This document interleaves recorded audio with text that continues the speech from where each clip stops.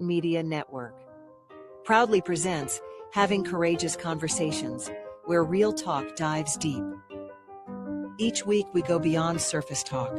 We open our hearts, speak our truths, and dive into the stories that shape us.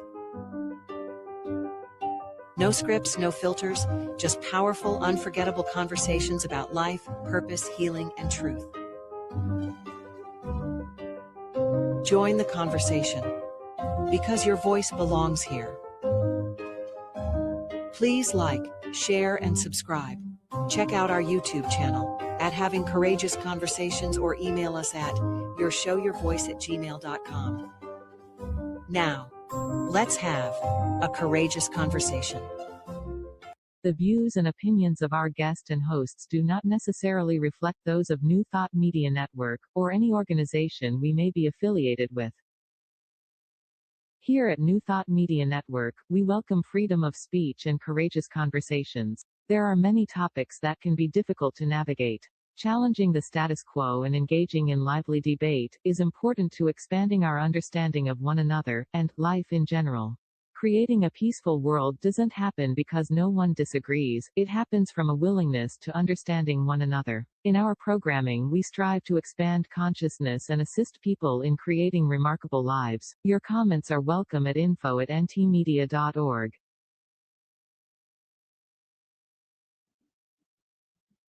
Well, hello and welcome. We are so happy you're joining us, whether you are live or you're watching us at some other time, a replay later. We thank you for taking the time to be here. This is Having Courageous Conversations, a heartfelt, spirit-led online series where we explore the transformative power of honest dialogue. We believe that when we speak from the heart, listen with compassion, and hold space for one another, we create possibilities for healing, for growth, for real connection, and sometimes for transformation. So I am Cheryl Rogers, co-host with my beautiful Marg Dupuis, and it's my joy to be here with you. I think it's her joy too, but I'll let her speak for herself. I've learned not to speak for Marg, because I've done that in the past, believe me. But yeah, let Marg introduce herself, and she'll introduce our wonderful guest for today, who has a wonderful topic. I just love turning pain into purpose. Wow, that's very powerful. Hi, Marg. That is very powerful. Thanks, Cheryl. And as Cheryl said, my name is Marg Dupuis, and it is a joy to introduce Corinne. So Corinne will come on screen in a second. Thank you, Deja. Corinne MacKenzie-Locke is a medically trained, retired paramedic.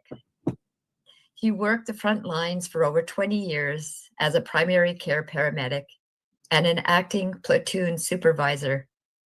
Corinne also trained as an advanced care paramedic and worked in television shows, in small independent films, commercials, as well as for large events, concert, and music festivals.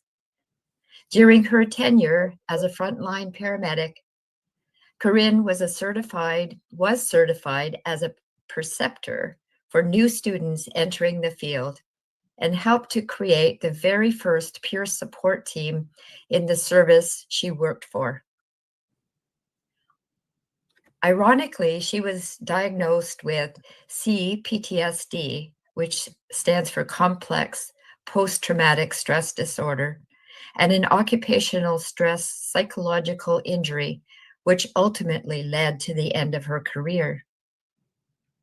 The heavy weight that is carried by frontline staff when treating traumatic and highly stressful calls led to self-neglect. Eventually, after suicide attempts and addiction took hold, she was forced to retire.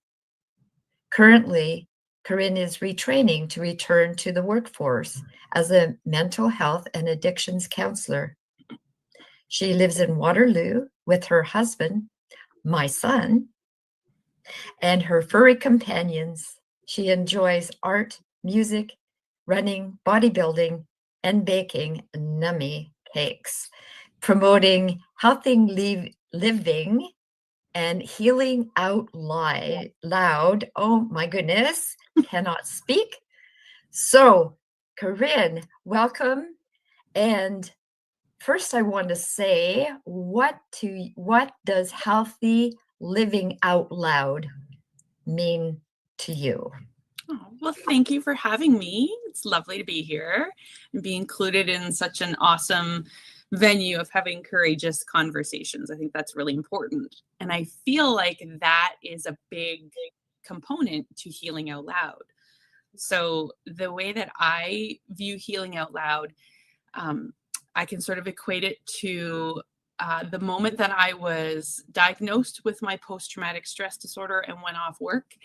And I vowed to myself that I was always going to heal out loud so that I wasn't hidden deep in the shadows where a lot of us go when we have mental health injuries and disorders and post-traumatic stress disorder. And that way we can help abolish the stigma that goes along with all of this. So I'm very genuine and transparent and try to share that with everybody so that hopefully that helps someone else along the way. That's wonderful. Thanks, Corinne. No problem. That's truly wonderful. When I was listening to all the things you've done and I looked at you, I thought, can't be. She looks too young. Thank you very much. So, Corinne, tell us a little bit about what first drew you to frontline work and what that experience meant for you in the beginning. Oh my goodness. Well, so I was lucky enough to grow up in a small town just outside of Collingwood, Ontario. So I was always a farm kid that grew up on our family farm and next to the ski hills. And from a very early age, I always wanted to work in the public sector somewhere. So besides all of the babysitting and things that I did when I was younger, I jumped right into ski patrol. I was like, I could walk to the ski hill from where I grew up. So skiing, I was on skis at 2 years old. So that was, that was something that kind of came naturally. And then learning about the emergencies and being the first one there and being able to help somebody in their time of need. It was like this amazing adrenaline rush that I got. And I've always been someone who's always felt that I need to be helpful and problem solving. And so that kind of led me there. And then following along that path, it was like, do I want to get into like medicine or law enforcement or emergency medicine? And I, as many of us do as those type A personalities in emergency, medicine and paramedicine, I loved the adrenaline that went along with it, good or bad. So I kind of followed the path to paramedicine. So that's how I ended up there. Beautiful. Yeah. I'm sure many people are lucky that you did. Oh, thank you. To have you, respond. So what was a typical day like for you when responding to a high stress or traumatic calls? Oh, well, let's say as much as TV would like to portray it, it's not necessarily always the way you see on TV. Like that's really dramatized and, Hollywoodized so that people stay tuned, right? A regular day doesn't necessarily involve all of the traumatic calls. There's a lot of things like shortness of breath and chest pain calls and, Mrs. or Mr. Smith have fallen down and they need to be lifted up, or this person needs to be taken from a nursing home to a hospital. Some very simple tasks that you do every day, but you're always busy. 20 some years ago, it was very rare for us to run less than, I don't even know, 10, 12 calls a day in a 12-hour shift. And, if you figure a call normally takes about an hour, you're pretty much going the entire day. And then as the world has gotten busier and times got busier and all of the lovely things that kind of came in with, the drugs and the alcohol and mental health and lots of new cars and trauma, it just got busier and busier and busier, right? So you were, 15, 16, 17 calls a day. So you were running a lot. Yeah. And those traumatic calls were things that, they were maybe fewer and far between than your regular calls, but they certainly were pretty prominent. So. Mm-hmm. Mm-hmm. So, Corinne, at what point did you notice a psychological, emotional toll that it was taking on you? It's a really great question to reflect upon. I feel like, honestly, if I look back at it now from the much healthier place that I'm in, I probably didn't really notice it becoming much of a problem until I would say somewhere around 2018, 2019. And 2019 is when I had to retire. That's when I had my significant event that I went off work. I feel like I was and still am to some degree that person who always wanted to be busy and would just take on any task that people needed me to do. I did hundreds of hours of volunteer time for our service, running, kids' Christmas parties, doing PR, doing all of the calls, taking all the overtime shifts. I had 4 children who were in competitive sports, and I had a spouse at the time who was also an emergency services worker. So the more that I think I put on my plate, the less I had to think about maybe what was going on deep down inside, right? And I could ignore it, which is now I know to not be true, to be very healthy. So in 2018, my grandmother, who was like my mother, I was very, very close to her. I'm the first grandchild of many. She became acutely sick and I had to take her to the hospital. And I watched her decline in the ER very quickly and had to be rushed into surgery and revived. Luckily, we got her back. And she stayed in the hospital for quite some time, but then wanted to come home to recover. And so while she was home, I helped to set up her living room as a sort of a hospice for her. But I was still working. So I was still, I'd often go with the ambulance to her house and be on duty still, but be looking after her. So I think there was a lot of pieces that kind of compiled on top of each other. And I didn't really realize that it was breaking me down on top of all the other stuff that you deal with, because why would you worry about your own emotions, right? You gotta look after everybody else. So yeah, that's probably 2018, which is really sad to say because that was a long time into my career. Yeah. Yeah. Wow. Yeah, that sounds like an awful lot. And you said 4 kids? I do. I have 4 kids and Oh, my 2 goodness. stepkids. Wow. Yeah. Again, you look far too young for that. Oh, thank you. Was there was there a trigger? Was there something that went, hey, Corinne, you've got to stop. You mentioned addictions and suicide attempts and whatever. So was there a trigger for you that said, okay, I really need to look after myself? Well, so I think like the sort of the turning point moment was July 14th of 2019. I kind of call that as like that was my significant event, right?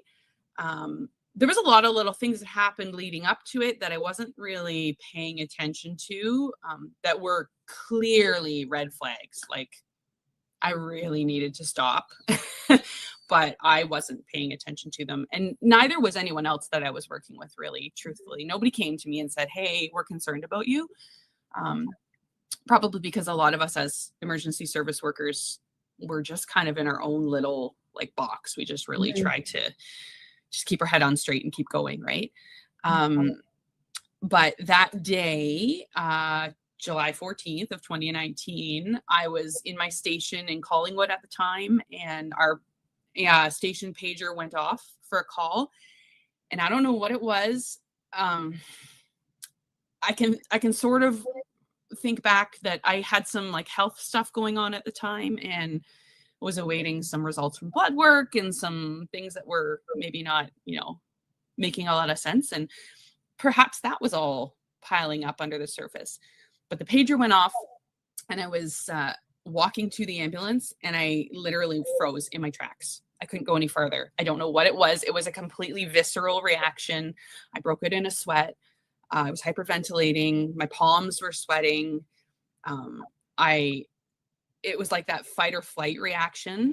You know, the bear's coming for you. So your body, you know, everything, all of those systemic reactions that you get with a fight or flight reaction happened. And I had to walk myself to the change room, and I fell in a heap on the bench, and I could not respond to the call. So another crew luckily was there and had to go.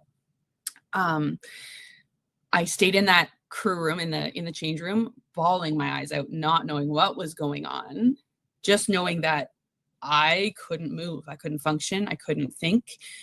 I knew I had to get out of there, but I couldn't get out of there because I was working. How do I abandon my post, right? Mm-hmm. Yeah, that was probably sort of, I think everything just finally came to a big head, and that's where I landed. So that was my kind of moment. Mm-hmm. Mm-hmm. Sounds scary. It was very scary. Mm-hmm. Yeah. Mm-hmm. And were you supported? Luckily, I was.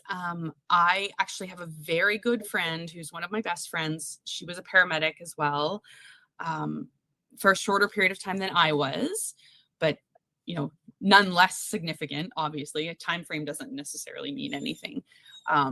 But she had gone off work before I had gone off work, and I was like sitting there frozen, not knowing what to do. So I called Natalie and I said, what is happening to me? And she had been through all of the PTSD and addictions pieces in her life already, suicide attempts, all of the very similar pieces.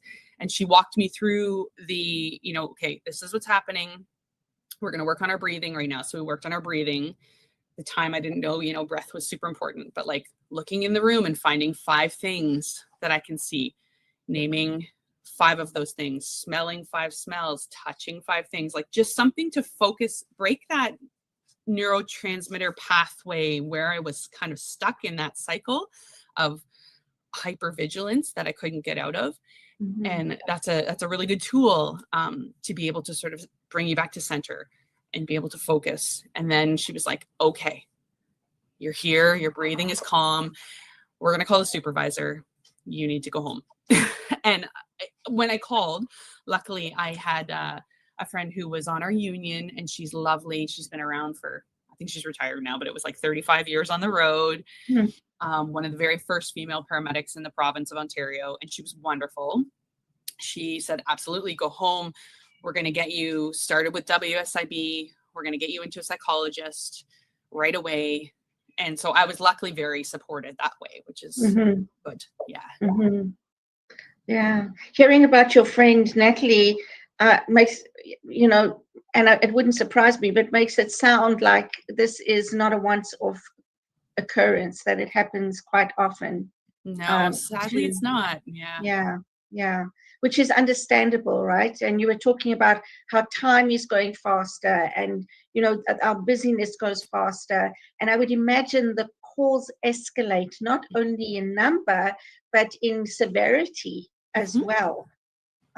You know, I just know from looking around and reading the newspaper, things like domestic violence has increased immensely. And those kind of calls must be very difficult. Yeah, it's like I've explained to some people before, it's often not, it's not what you see necessarily, like the physical injuries themselves, although, you know, sad and gruesome and traumatic and scary and all that stuff, that to me is like, that's my peanut butter and jelly, right? Like I can put my head down and do my job, and mm-hmm. that's the stuff that gets me really excited to be able to fix this. And I know mm-hmm. I've studied all of the anatomy and physiology and pathophysiology, and I know all of the medicines and how to fix the problem. Mm-hmm. But I have, you know, many times I can recall, I've got, you know, lots of memories of family in the background. And that's the part that really, I think, started to compile and take a toll, is everybody else that's like, they're all around here watching you while you're doing CPR, or you're starting IVs, or you're intubating people on their living room floor, or, on the side of the road. And I had, family pulling on me, like, help, help, help. And it's that kind of stuff that you can't walk away from that. Right. I mean, I still know to this day, like, it's Christmas and I'm sitting here reviving someone beside their Christmas tree, and I could tell you, like, Big Bang Theory was on the TV. Like, I know what episode it was, and like, I know the little grandkid that was holding the door open, and it's all of the humanistic pieces, I think, that went along with it. And so over the years, yes, seeing all that stuff, touching, feeling, being a part of all of that is really tough. But I think paramedics are very compassionate, empathic people by trade, and that kind of collects. And if you don't look after yourself and heal out loud and fill up your cup and do your own therapy and all the things you're supposed to do, then it just overflows at some point, right? So that's interesting. What you're saying is you trained for all the blood and gore, but the emotional toll it takes on everybody else, and you're feeling that when things are happening is what affects you so emotionally as well. And you're not given the time in between the calls to sort of break that down and debrief about it, just merely because of the numbers right now. Our system is so strapped, and there's so many calls, and it's just gotten busier. So it's like, well, wipe it off. Away we go on to the next one. So you can imagine by the end of a shift, right? And you go home to your family and your kids and try to leave that there and deal with family stuff. So, so given all that, and given the experience with so many people having this toll on them and having to take medical leave, has anything improved? There is, luckily, lots of changes that have been made. So it's been about 6 years since I went off. Initially, there wasn't really, there was sort of just the beginning of more of the recognition about the toll that it's taking 6 years ago, but still, it's sad to say, we still are working on stigma. I think it's something that's going to take a really long time for those of us, even general population, to get over the stigma of mental health. But even as a first responder, it's something that, I don't know, we're a tough nut in this group, and it's we don't want to show any weakness. I'm getting much better at it, but even still, I'm 20 after 20 some years, it's ingrained in me, right? But I actually even just heard today from a friend who is an active paramedic that the service where I live they were covering, they were doing some training about violence in the workplace and what happens when you're assaulted by a patient, which unfortunately happens a lot. And then they took it even further. So they were teaching new modalities, how to deal with it, but they took it even further to have the paramedic talk about their emotions around it and how do they feel and what services or care can we offer you after. We're going to pull you off the truck. You're going to be off your shift to deal with this, which is that's amazing. Yeah. Because before it was oh, well, I'm sorry, we're really short staffed. You have to go do the next call. And they're calling you as you're wiping away the tears and trying to just focus on what the heck happened. Right. So yeah. So it has come a long way, which is great. There's still so far to go. Yeah, absolutely. But it's good to hear that, given again, the increase in numbers all around. It's really good to hear that. And it's not just paramedics.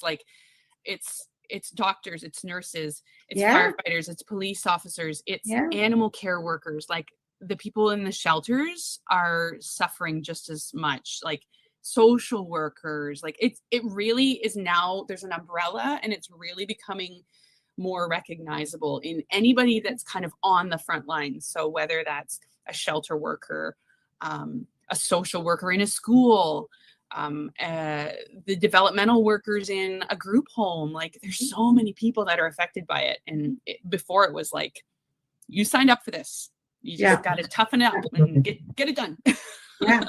And I'm glad you brought that up, because this morning I was also listening about how doctors are so depressed right now and so overworked and burnt out.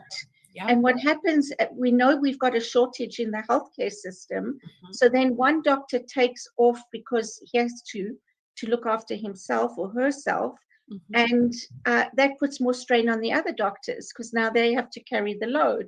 And it's like a vicious circle. And absolutely they actually said this is a public health crisis. Absolutely. It would be one of my goals in the far off future to be able to go to the colleges where the program starts, like the paramedic programs, nursing, fire, police, and have some sort of a program developed that I can talk to these students right from like when they're baby paramedics and baby police officers and, starting out, and tell them it's okay not to be okay. And this is how you're going to deal with it. This is what you need to watch out for.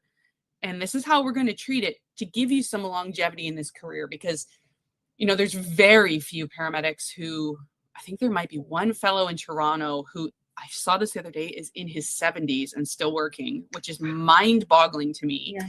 He's got like 45 or 50 years on the job. I have no idea how in the city of Toronto. It is so busy, but that is an absolute rarity. Like, we're finding even my 20-year tenure is a long time. Like, a lot of people are realizing at 10 years, less than 10 years, like, I can't do this.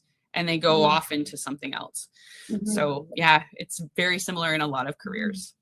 So like a revolving door. Yeah. And it's sad, right? Because those people are, with big hearts and big shoes to fill. And it's one of my greatest things is, like, I know that I really wanted to make a difference in someone's life. Just even being able to, like, hold their hand and be like, you're going to be okay. We've got this.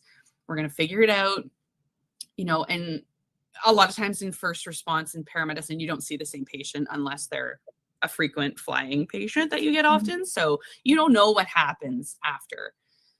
But to see them a few times through their transformation of whatever their illness is and see them get better is incredible. Right. Yeah. So yeah, it's unfortunate, but if we look after ourselves and fill our own cup up, then hopefully we can be better for those that we're serving. So yeah, I think you continue to serve, Corinne, by sharing, coming on a program like this, speaking your experience, and hopefully fanning the flames for a program to go into the training area, college or whatever, to say, okay, yes, it is okay to okay.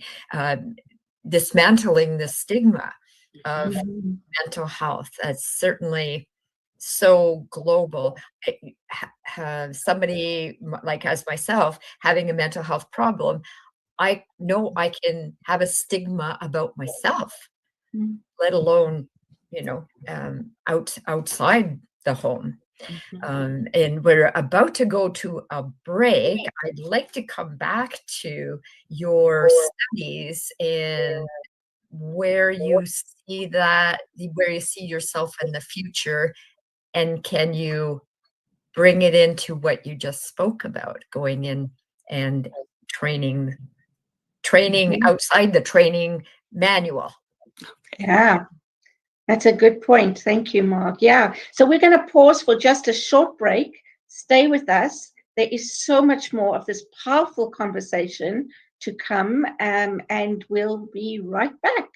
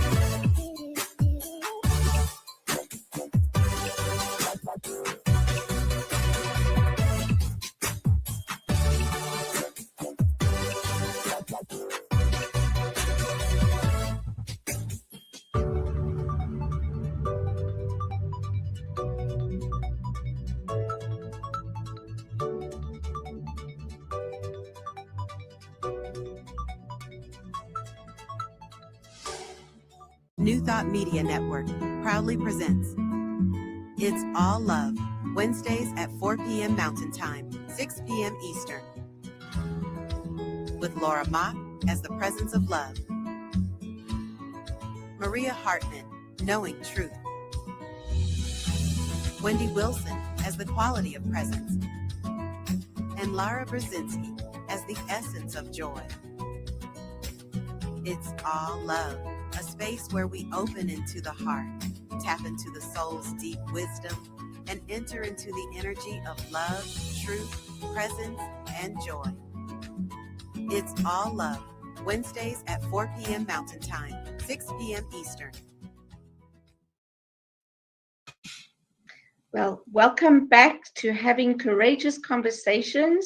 We're here with Corinne MacKenzie-Locke, continuing our conversation about PTSD and healing out loud, and just amazing to hear what you're doing and how you're using your experience for the better. And I loved what you said about healing out loud. It's really important for people to speak up so that the stigma can somehow lessen in some way, which is what you're doing. So let's pick up where we left off. Mark, I think you had a question. I already asked it. Oh, okay. So I was wondering about Corinne's, your current studies, and where do you see yourself going with that part of your education, and will it be able to filter in with what you were saying about the colleges and educating the baby paramedics and police officers? And yeah, so currently, after a short little spout in graphic design, which is where I thought I wanted to land because I like to draw and I'm kind of artsy, I pivoted and I'm in mental health and addictions counseling right now. So I'm obtaining my diploma in that, in the retraining phase of the WSIB return to work program. So trying to get back to the workforce. I've done all kinds of therapy for many, many years and I'm feeling much better. And so that's where I am right now. So I'm studying through St. Lawrence College to get my counselor diploma.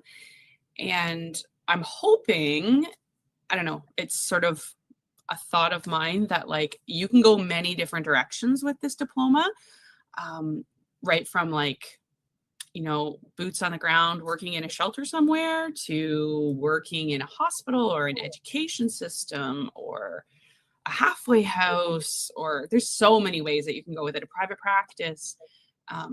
But I want to be able to hopefully use my strengths in art and horticulture and music and dance and all of those pieces that make me who I am, along with the mental health piece, to be able to work somewhere where I can not only help with, you know, breaking down the stigma behind the mental health, helping coach someone through addictions, because I've been there, got the t-shirt, treated them, but also maybe use the art therapy and music therapy, horticulture, like all of those things. And there are many different facilities around our area in Ontario that do that.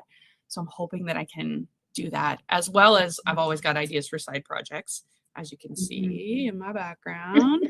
But yeah, maybe being able to, I have connections to get into the colleges, obviously, and I still keep many people in my docket from my emergency health time. So being able to get into those programs and maybe develop something that we can speak about, breaking down the stigma and preparing yourself to be on the road and have a long, healthy longevity in your career. So we'll see where that goes. Yeah, that sounds wonderful. Yeah, if you could get into the colleges and share your experience and have some kind of a course or outline to help, like Mark referred to them as the baby paramedics. Yeah. I think that would be wonderful. I think that to prepare anyone in any career for both the good and the ugly, right? And so to know what to look for, to know how to reach out for help, and that it's okay to reach out for help. And like you said, it's okay not to be okay. Those kinds of things. I think that those are very important components of the training, that could really help others in the future. As first responders, we are very heavily trained, and we constantly upkeep our training all the time, and we're very protocol driven. So, as a medical procedure, we have like A, B, C, D kind of thing that we have to follow a protocol. This also has a protocol, and if they could be aware of, oh, this is the sign you see, so you're going to do this.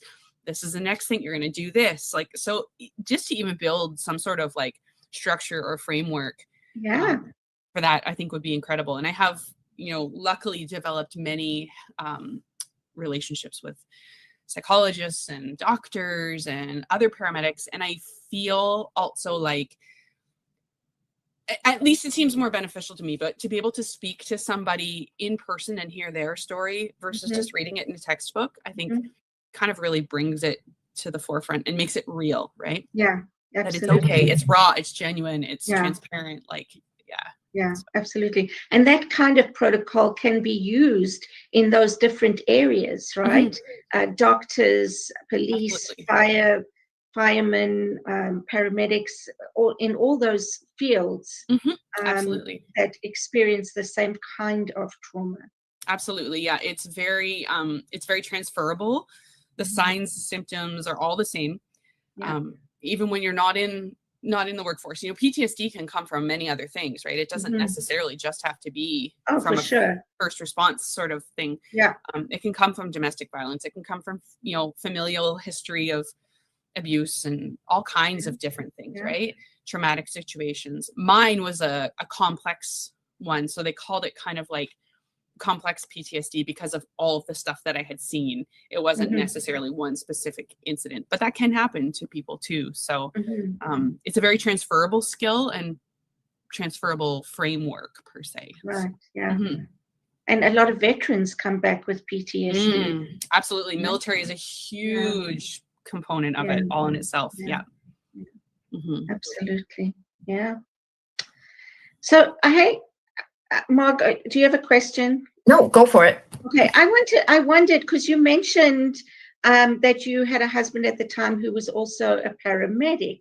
So how did this affect your relationship? Like, that's another probably side effect, right, of trauma and PTSD. Yeah. So my ex-husband is still, he's very close to retirement now, but he was a firefighter actually. So he was a nurse for a little bit before he got on the fire department.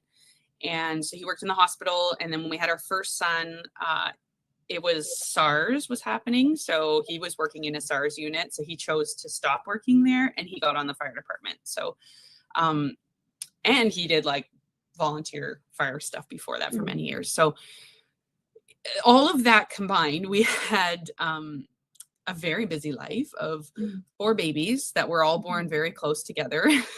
And I never took a full year off. Maternity at the time was a year. And so I took like 6 months, 7 months. I think 8 months was maybe the most that I took because I had to I missed my job actually. Like, I love my job. I love my children, but I also love my job. So we did a lot of like opposite shifts all the time. And the running joke was like, we literally pass each other on the highway going to and from work. He'd be coming off shift and I'd be going to shift. We'd be like, see you, bye. For many, many years. And so, that if you compound all of the, the lack of sleep, raising children, the stress that just goes along with trying to hold a household together, finances, life in general. Our kids were all in competitive sports, so we were all busy all the time. I had 2 jobs, sometimes 3. I had 2 different services, and then I worked at Canada's Wonderland for a little bit as a paramedic. So all that, he had a couple of jobs. It was a lot. Like, I don't know how we had so many balls in the air.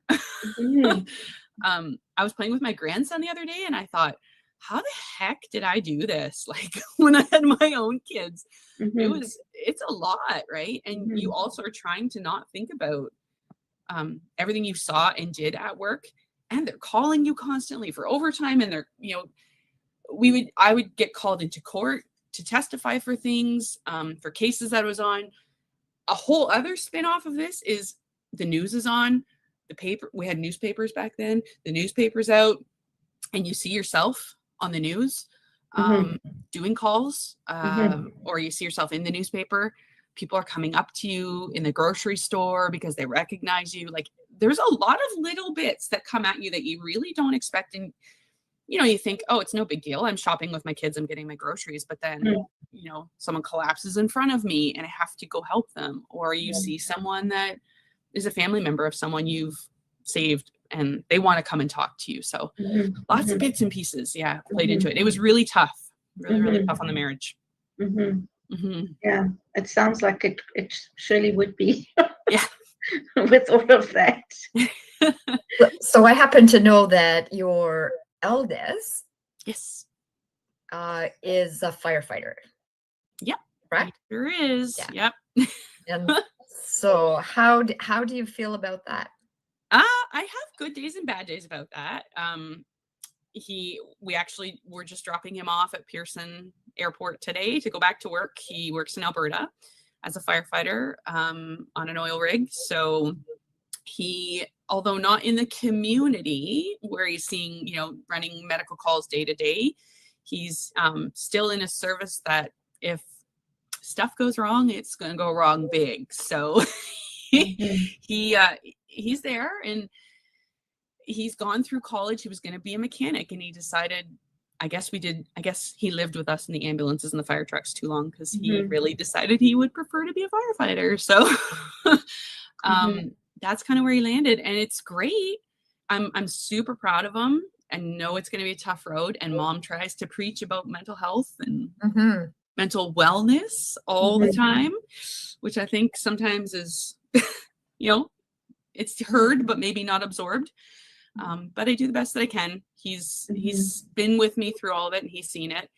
So as long as he knows that those options are there to talk, and that it's okay to talk, and that you should talk, we just keep doing what we can do. But yeah, it's tough when your kids want to get into it. I have another one who wants to be a surgeon. She's going through school to finish and be a doctor at some point, and another one that wants to get into physiotherapy or sports psychology. So they all want to be in it in some facet. So all important, all encompassing. So that's amazing. Yeah. All being of service careers. Yes. Yep. Yeah. Lots of trades and lots of first response and service things. Yes.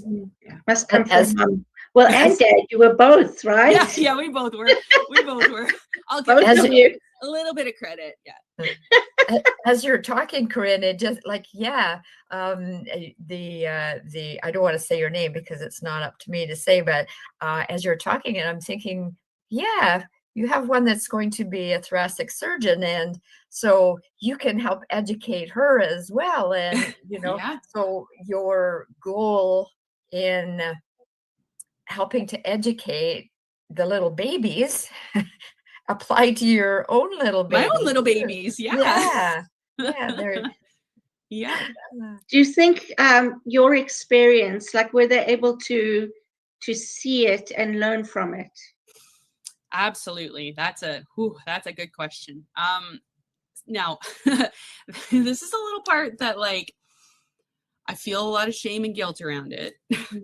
And I'm still working through that. I'm much better about it, but especially my 2 oldest.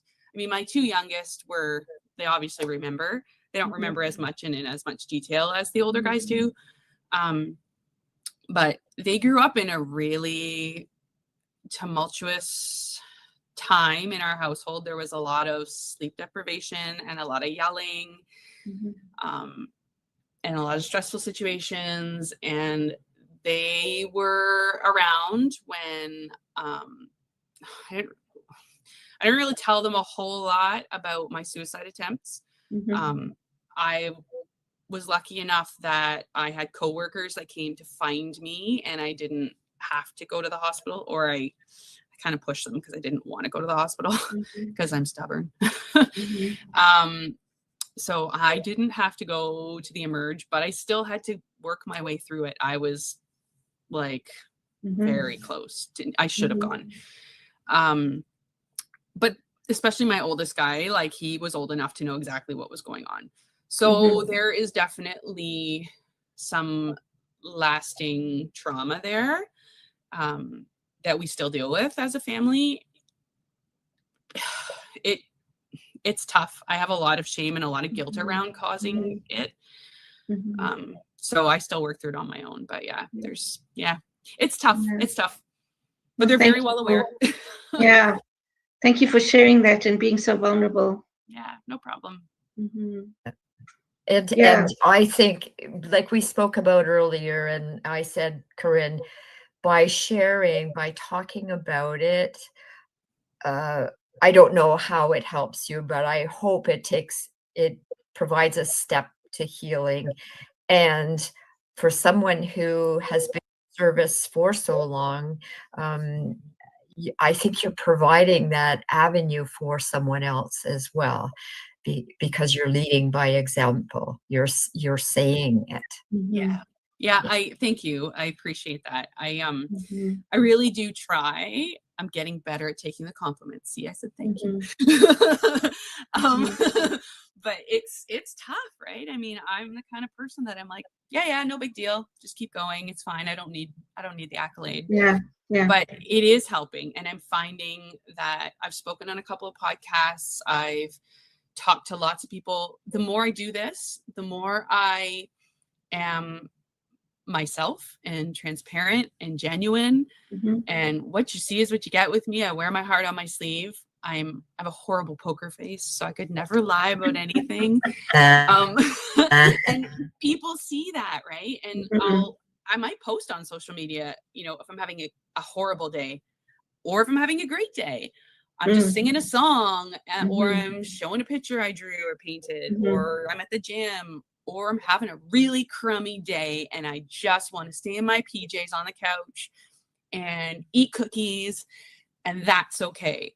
And then all of a sudden my DMs will blow up with people who are like, thank you so much for saying that it's okay not to be okay. Thank you so much for being as transparent as you are. It really helps us to break the stigma. And I know these people, and I know that they've gone through things, and they're not at the point where they're comfortable enough in their journey, their post-traumatic growth yet, to be able to say something. But by me doing that helps. So absolutely. Yeah. So before, I can't believe that it's already 10 to 5. I told you I could talk. Well, I think we've all done a good job. My question is, what kind of therapies helped you through this process into healing? And was there anything in particular that stood out for you? So I would say that I did the traditional method of psychology, so talk therapy, CBT, DBT. I'm still looking into EMDR. I didn't really do it, but I met with my psychologist every week, once a week, up until the end of this summer when she retired. So I was very regimented about doing it. She was my lifeline. I still am like, I don't know what I'll do without her, but we got to a point where we talked more about our pets than we did about therapy, right? So things were getting better. But talk therapy was very important to me. Also, being vulnerable enough to share and search out other avenues. So there are a lot of different things on social media, groups that you can reach out to. I found a lot of sort of emergency service, first responder specific groups on social media that I was able to be a part of. We did some TED Talks. We had different guests come in and talk, which was really helpful. And just knowing that those people were there was very helpful. my best friend, Natalie, that I was talking about, she is an incredible woman. She actually was the first person to ever get our first responders bill put in Parliament, which in Canada, which helped us all when we go off of work. Now we have that legislation and framework there to support us. And so she lobbied and she did so much work behind the scenes getting that set up. She also created a group called Wings of Change, and they now have chapters in all across the different provinces, which is incredible. She's now kind of become the director of it, and she is able to delegate that service off to other people. So I visited them when I was back in Barrie. That was a once a month talk, and it was like, there was no trauma talk. We didn't talk about calls. We didn't like talk about anything that would be triggers, but it was a support network of peers who were in similar jobs. You could be nurses, doctors, firefighters, police, anybody. And we were able to talk about that, which is amazing. Yeah, there you go. Wings of Change. Yep. That's what Natalie did. So it's super impressive. And it was a very helpful group. And I've got a lot of lasting connections through that. And also I did a lot of reading. Gosh, there were so many different books. Any book I could grab. Now, I couldn't read in the beginning. I couldn't like keep the focus to read, but I still go back and reread these books. I do workbooks. I sing, do art. I delved deeply into all the stuff that I had pushed back while I was raising my kids and starting my career. So my art, my music, playing guitar, singing, playing piano, drawing, painting, building. And then fitness. So I was also lucky enough to get sober and lose 140 pounds and get to exercise. And that's become like every single day. That's a non-negotiable. I do that. So, yep.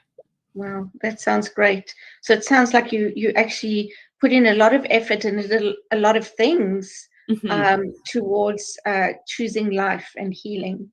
Absolutely. Yeah. I have too many friends that I lost, unfortunately, through the job to suicide. So it was not, I was super close, but it was not something that was going to happen, unfortunately.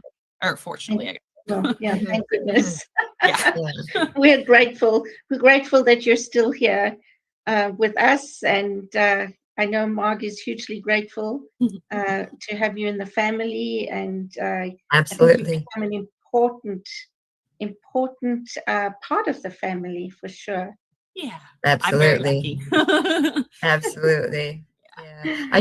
I just had a memory, Corinne, and I shared the picture with you just recently. Corinne and Sean guiding my mom a few years ago, 2 years, 3 years ago now. Oh, I think it's 4. Really? Okay. Yeah. It was the first Thanksgiving. Yeah. Wow. Yes. And so she was unsteady on her feet. And so the two of them guided Mom down to the cottage, and Mom's trust in you she had never met you. No, she kept asking, who's that girl? But she trusted you, and you had her singing. And, she was awesome. Yeah. Yeah. I loved her. Yeah. Beautiful. I was so blessed to meet her. Yeah. She was awesome. Yeah. Well, I feel your energy. So I would imagine that anybody who you come into contact with feels that and is able to trust you a lot quicker than maybe somebody else. Oh, thank you. Thank you. So as we are coming to an end, we like to leave with some thoughts. And I was thinking about, what message would you like to give current frontline workers who might be slightly suffering? I would like them to know that it's okay not to be okay, and it's not selfish, and it's not shameful to reach out for help if you need it. There's so many resources out there, and don't forget, to give yourself the checkup from the neck up. That's what I like to call it. So it's I like that. very important, and you're very needed. So search out for help. Yeah. Yes, absolutely. So much so much needed. That doesn't sound right, but needed so much. There Absolutely. you go. Absolutely. We have so many, benevolent societies and things for paramedics and first response workers. And it's sad how quickly sorry, my kitty cat's wanting to be part of the conversation. It's okay. sad how many names are on those monuments. And we just, if people would realize that, the stigma we just need to get rid of it. Like, it's okay. It's all right to not be all right. Yeah. I love that. Thank you. Yeah. And I mean, I know that, I am so grateful definitely for frontline workers in all areas, because they are so important to our lives. And we don't realize that until we actually go through something where we need them, right? Absolutely. And then, everybody from like the lab tech at the hospital to the housekeeper in the emerge that runs to get you an extra pillow to absolutely. It's everybody, right? It's everybody's a cog in the wheel, right? Yes, exactly. Yeah. And they're all an important part of the experience, because one word that upsets somebody will be remembered longer than the word of love or healing, which is unfortunate, because that's how we are. So your profession, I think, is very kind, very giving, very loving, very caring. And those are the kind of people that we want in those professions. But remember, you've got to give it back to yourself too, right? Yes. Equally as important. That's exactly. We got to keep that level, right? Yes, absolutely. Thank you. Mark, what would you like listeners to leave with?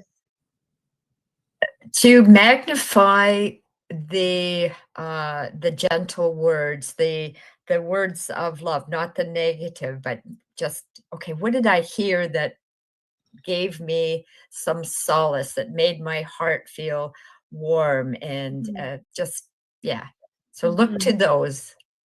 Look to those words and those circumstances, and the hand that touches you on the shoulder and says it's going to be all right. Exactly. Beautiful, comforting words. Yeah. And I think when we're in something, we never think that we're going to get out of it.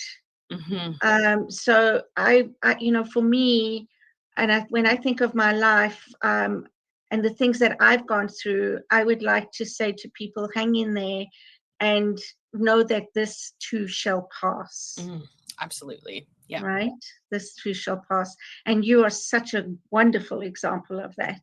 Thank you. So thank you, Corinne, so much for your openness, your wisdom, your willingness to share your journey with us.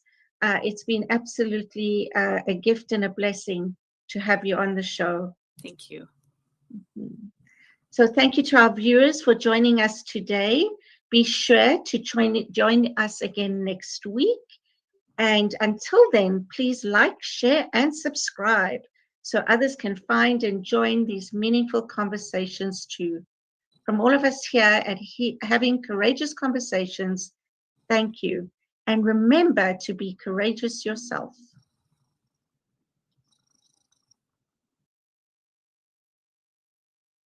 Before humans had words, they had something else.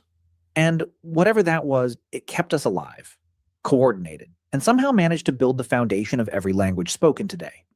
But here's the thing nobody really asks. What exactly were we doing before speech?